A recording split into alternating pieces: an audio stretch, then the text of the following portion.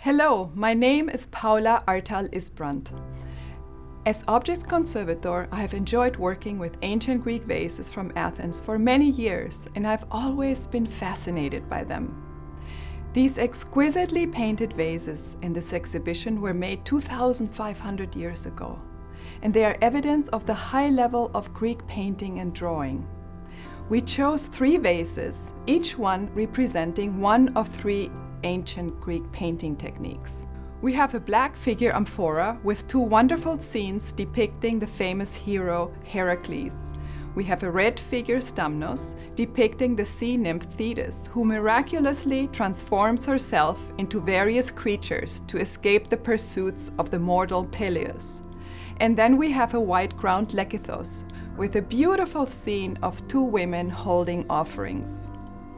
The black parts on these vases are the painted portions, and the red parts are the color of the unpainted body. The accomplished artists who made these beautiful pots also brought the science of ceramic making to such a high level of sophistication that potters in modern times could not figure out how these characteristic black and red colors were produced. Ever since I started conserving vases, I was curious how they were painted and what tools were used to paint them. So, a few years ago, I spent a lot of time studying them carefully, especially their surfaces, using state-of-the-art scientific examination tools. In collaboration with the museum's conservation scientist, our research led to some interesting discoveries. Before these vases could be highlighted for exhibition, all of them underwent extensive conservation treatment. They had broken in the past and had been restored, but these restorations were not acceptable by today's standards. The fragments were not aligned, and the fills and joints looked sloppy and unsightly. A big concern to conservators and curators also was that these vases were deteriorating due to damaging salts from burial trapped within the ceramic fabric, causing the painted decorations to crack and flake off. This serious problem needed to be corrected. Please join me on a tour to the conservation lab, and I'll show you the recent conservation treatment step by step of the white ground vase, a lekythos, in this exhibition.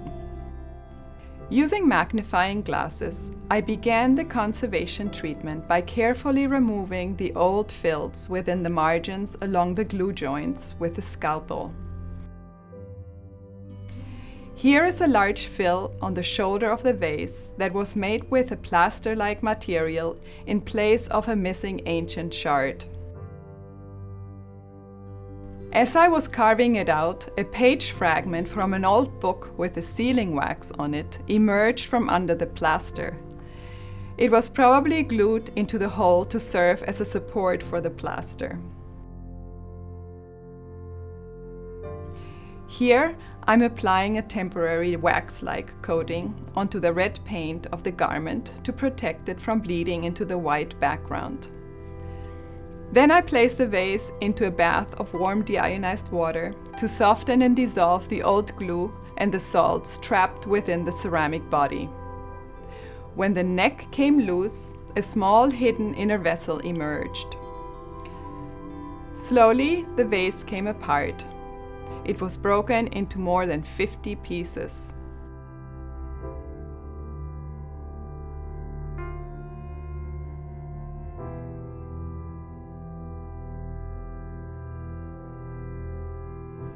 As the fragments came apart, the softened adhesive and other old restoration materials were removed.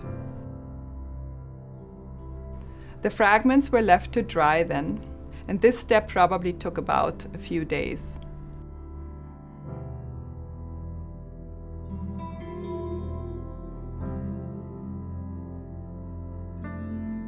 Once dry, the edges of all fragments were sealed with an acrylic sealer, and the vase was ready for reassembly.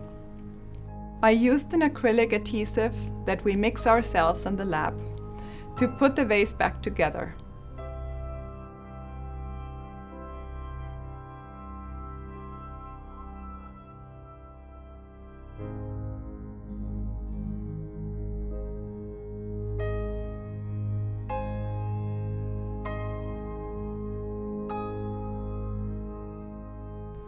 Where ancient fragments were missing, I prepared a mold with dental wax, which I filled with a high-quality dental plaster.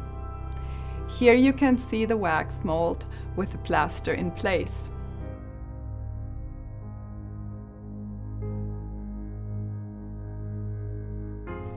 Smaller losses were filled with a conservation-grade acrylic spackling compound that I applied using a micro spatula.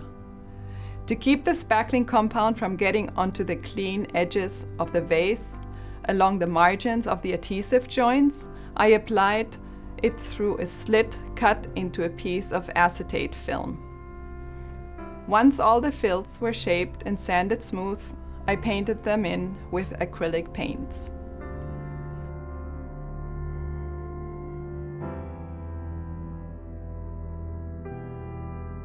The final step of this conservation treatment was to attach the neck of the lekythos and the handle.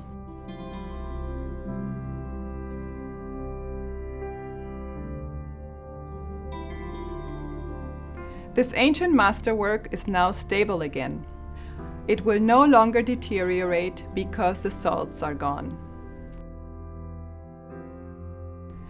I also believe that this recent restoration allows the viewer to better appreciate this tranquil scene of these two women so delicately painted over 2,500 years ago.